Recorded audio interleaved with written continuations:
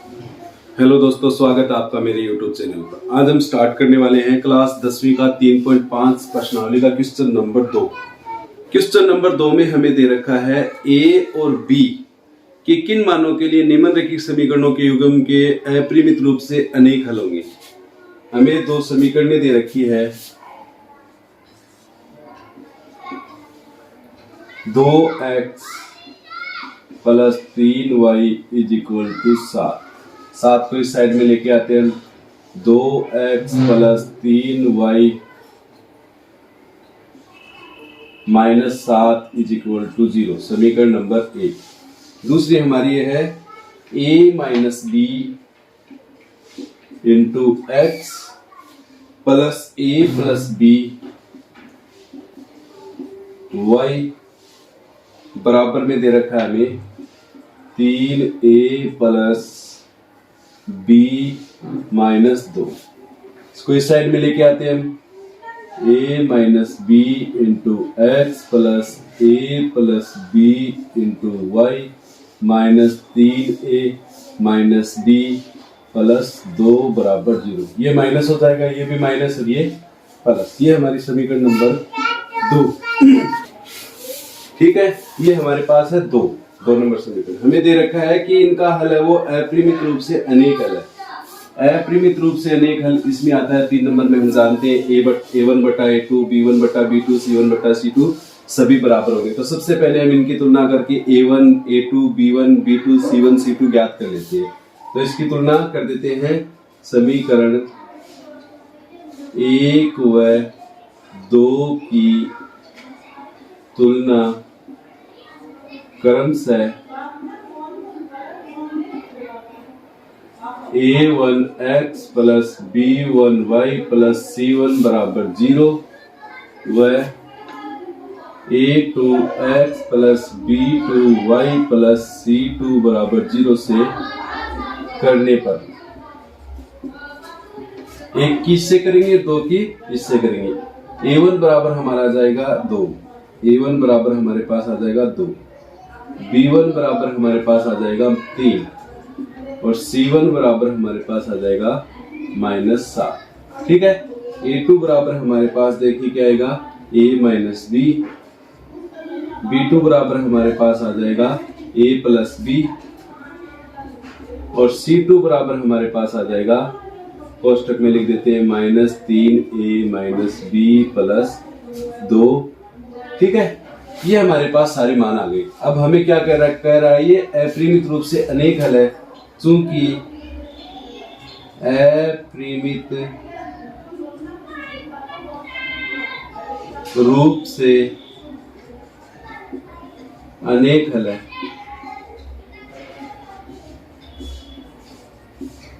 इसलिए a1 बटा a2 बराबर b1 बटा b2 बराबर c1 बटा c2।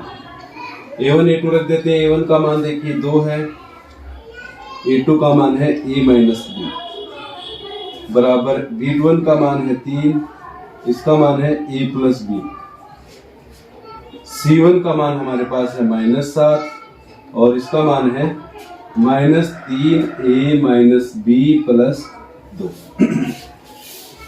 ये हमारे पास अपरिमित रूप से अनेक हल के कारण ये हमारे पास समीकरण आ गई। ठीक है ना।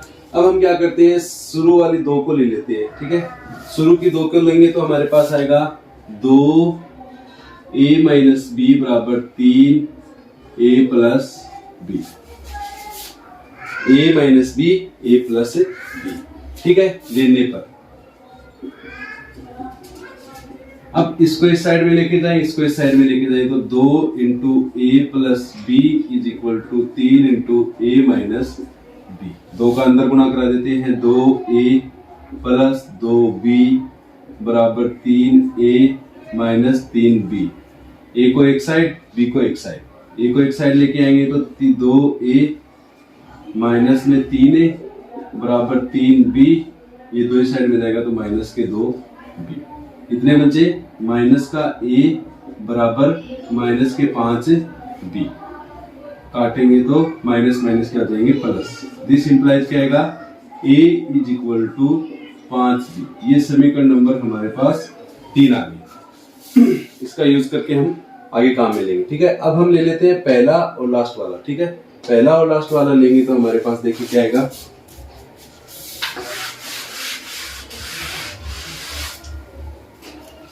पहला हमारे पास है 2/a माइनस बी बराबर -7/-3a माइनस बी प्लस के 2। ठीक है, आप इसमें से कोई भी लिख सकते हो, पहला और लास्ट ले लो, दूसरा या लास्ट ले लो। ठीक है, कोई भी ले सकते हो। मैंने पहला और लास्ट ले लिया। ठीक है, इसको इधर प्रकार इसको इससे गुणा कराते हैं। ठीक है, तो 2 × -3a माइनस बी प्लस 2 बराबर -7 × a माइनस बी, -2 का अंदर गुणा कराएंगे तो -6a माइनस 2b प्लस के 4 बराबर -7a और प्लस के 7b। ठीक है, अब a को एक साइड कर लेते हैं और b को एक साइड कर लेते हैं। ठीक है ना, a इस साइड में लेके आएंगे तो -6a प्लस के 7a और बाकी को इस साइड में लेके जाएं तो 7b, ये साइड जाएगा तो प्लस के 2b और माइनस के 4। ये कितने हो गए? a बराबर 7 और 2 9b -4। अब यहाँ पर हम देखेंगे तो समीकरण 3 में से हम इसका उपयोग कर लेते हैं। देखिए समीकरण 3 में हमें क्या दे रखा है। समीकरण 3 कह रहे हैं कि a है वो 5b के बराबर है, तो एक ही जगह में 5 भी रख देता हूँ। समीकरण 3 से मान रखने पर रखेंगे तो हमारे पास आएगा 5b = 9b - 4। इसको इस साइड में लेके आएंगे तो 5b - 9b बराबर -4। कितने बचे? माइनस के 4b = -4। माइनस के 4 इस साइड में लेके जाएंगे तो गुणा में भाग में चले जाएंगे, काटेंगे तो 1 आ जाएगा। b बराबर क्या आ गया हमारे पास? 1 आ गया। ठीक है, b का मान हम समीकरण 3 में रख देते हैं। b का मान समीकरण 3 में b का मान रखने पर, b का मान रखेंगे तो a = हमारे पास आ जाएगा 5 × 1 यानी कि 5। a का मान कितना आ गया? 5। ये हमारा क्वेश्चन नंबर दूसरे का पहला है वो कंप्लीट हो गया। a का मान 5 और b का मान 1 हो गया। ठीक है ना। देखिए क्वेश्चन नंबर 2 है हमारे पास, दूसरे का दूसरा। इसमें दे रखा है कि k के किस मान के लिए निम्न रैखिक समीकरणों के युग्म का कोई हल नहीं है। हमें दे रखा है 3x + y = 1, 3x + y = 1। एक को इस साइड में लेके आएंगे तो 3x + y - 1 = 0, समीकरण नंबर 1। और दूसरे में हमें दे रखा है 2k - 1 × x plus k - 1 × y = 2k + 1।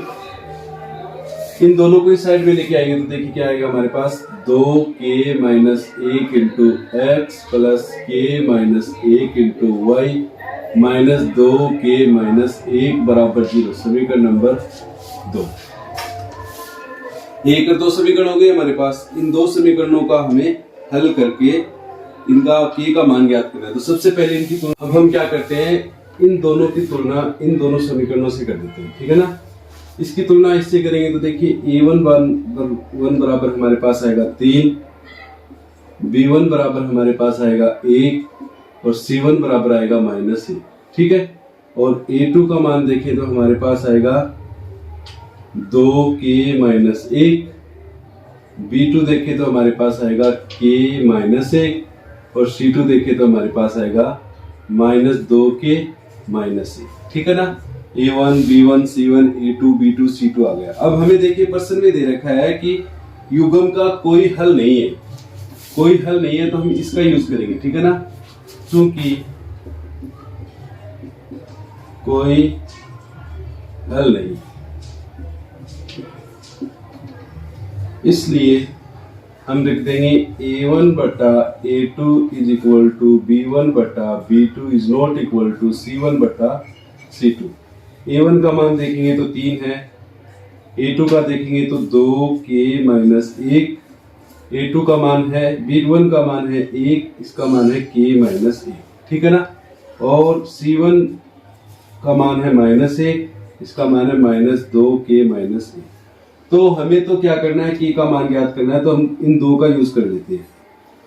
इन दो से देखिए हमारे पास क्या आएगा, 3/2k माइनस 1 बराबर 1/k माइनस 1। इसको इस साइड में, इसको इस साइड में लेके चले जाते हैं, तो 3 इंटू k माइनस 1 वजन गुणा हो गया, ठीक है। 1 इंटू 2k माइनस 1, 1 3 से गुणा करेंगे तो 3k, इसका कराएंगे तो 3 बराबर, इसका हो जाएगा 2k, क्योंकि 1 से गुणा कराएंगे तो सेम संख्या, k को एक साइड, संख्या को एक साइड, तो 3k माइनस 2k बराबर -1 plus 3, k is equal to 2। तो k का मान हमारे पास क्या आ जाएगा, 2। ये हमारा दूसरा क्वेश्चन है वो कंप्लीट हो गया। देखिए अभी हमारे पास है क्वेश्चन नंबर 3। देखिए क्वेश्चन नंबर 3 में हमें क्या दे रखा है, निम्नलिखित समीकरणों के युग्मों को प्रतिस्थापन एवं वज्र गुणन विधियों से हल कीजिए, किस विधि को आप अधिक उपयुक्त मानते हैं। तो देखिए हम प्रतिस्थापन विधि है वो हमने पहले कर ली है, अभी हम क्या करेंगे, इसे वज्र गुणन विधि द्वारा हल करेंगे। प्रतिस्थापन विधि है वो 3.2 या 3.3 में होगी या 4 में होगी, जो भी है उसमें हमने पीछे कर लिया। अभी हम क्या करेंगे, वज्र गुणन विधि द्वारा इस समीकरण को हल कर लेंगे। हमारे पास है 8x plus 5y is equal to 9। 9 को इस साइड में लेके आएंगे, 8x plus 5y minus 9 is equal to 0, समीकरण नंबर 1। दूसरी हमारे पास है 3x प्लस 2y बराबर 4, 3x plus 2y minus 4 is equal to 0। ये समीकरण नंबर 2 होगी हमारे पास, ठीक है ना। इन दो समीकरणों का हल हम वज्र गुणन विधि द्वारा करेंगे। तो a1x plus b1y plus c1 बराबर 0 व a2x plus b2y plus c2 बराबर 0 से तुलना कर देते हैं, इसकी 1 नंबर और 2 नंबर की। समीकरण 1 व 2 की तुलना a1x इससे और इससे कर लेते हैं। इसकी तुलना इससे करेंगे तो a1 बराबर हमारे पास आएगा, देखिए 8, b1 बराबर हमारे पास आएगा 5 और c1 बराबर हमारे पास आएगा -9, a2 बराबर हमारे पास आएगा 3, b2 बराबर हमारे पास आएगा 2 और c2 बराबर आएगा -4। ये मान हमारे पास आ गए, ठीक है ना। अब हम क्या करते हैं, मान रख देते हैं वज्र गुणन विधि से। वज्र गुणन विधि ये होती है x बट्टे, इसका सूत्र होता है b1 b2 c1 c2 बराबर y बट्टे c1 c2 a1 a2, 1 बट्टे a1 a2 b1 b2। मान रख देते हैं x, b1 का मान है 5 और b2 का 2, 5 2, c1 का -9 -4 बराबर y बटे -9 -4, a1 का मान है 8, इसका मान है 3, 1 बटे 8 3 और 5 2। इनका कर देते हैं हम वज्र गुणा, तिरछा गुणा, ठीक है ना।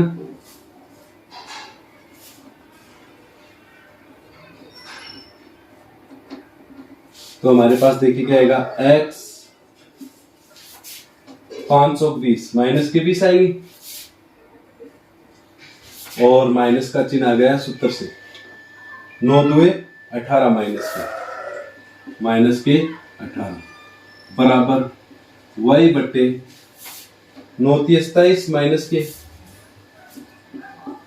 और माइनस सूत्र का 832 माइनस के